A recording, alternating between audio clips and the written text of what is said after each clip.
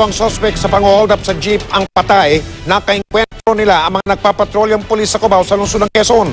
Si Von Aquino, naka-alerto 24.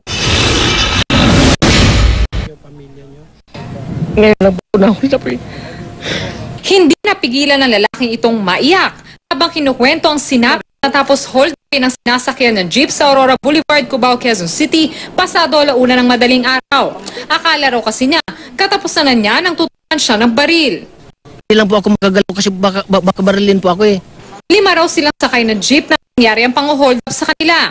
Yung pag ko niligay ko sa ilalim ng ano ko, tapos tatalon dapat ako na if kaso masyado pa mabilis. Sabi niya, sige bumaba ka, tumalon ka, babarilin kita.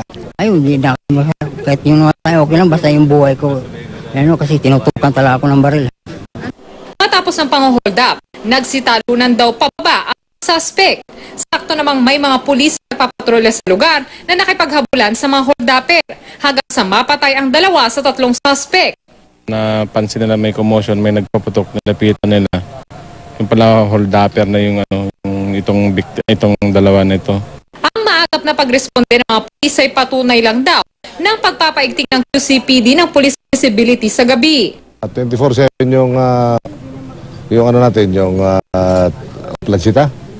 Tapos yung mga mobile, mga patrols natin. Binabago-bago nila yung style din kung mag-strike. Kaya lang ito yung dito sa statistic ng station commander, ito yung madalas.